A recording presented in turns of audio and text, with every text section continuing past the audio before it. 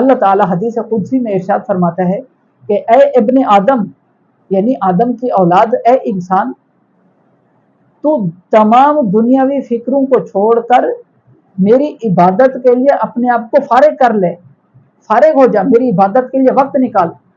मैं तेरे दिल को गिना से भर दूंगा, मैं तेरे दिल को गिना से भर दूंगा। और अगर तूने ऐसा न किया, बल्कि दुनिया की फिक्रों में ही पड़ा रहा, दुनिया में ही उलझा रहा, तो फिर तेरे दिल से गिना को हटा दूंगा, फिर तेरे दिल को दुनिया की परेशानियों से भर दूंगा, दुनिया की फिक्रों से भर दूंगा। गिना कहते हैं कि बंदे का दिल मुतमैन हो। एक बंदे की नॉर्मल आमदनी है, आज के ज़माने में 30-35 हज़ार आमदनी है, आज 2025 के हिसाब से इतनी ही नॉर्मल आमदनी है। तो इतनी आमदन में नॉर्मल एक बंदा गुजारता है, वो पुरसुकून रहता है, मुतमैन है, उसको कोई टेंशन नहीं है। वो नमाज पढ़ते हैं, जिक्र अज़कार करते हैं, अपने जो फ़राइज़ उस पर हैं वो पाबंदी से बजा लाता है, नमाज रोज़े की पाबंदी करता है, तो वो पुरसुकून है।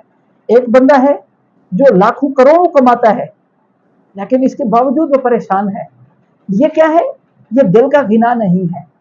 इसी को कहते हैं कि बंदे का दिल अभी तक परेशानियों में घिरा हुआ है, बंदे का दिल गिना से भरा हुआ नहीं है।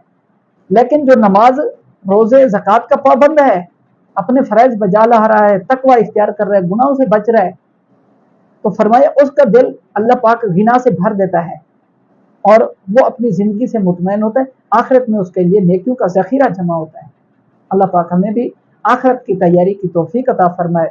अल्लाह पाक हमें तकवा इख्तियार करने की तौफीक अता फरमाए, गुनाहों से बचने की तौफीक अता फरमाए, नेक अमाल की तौफीक अता फरमाए। आमीन। वमा अलैना इल्लल बलागुल मुबीन।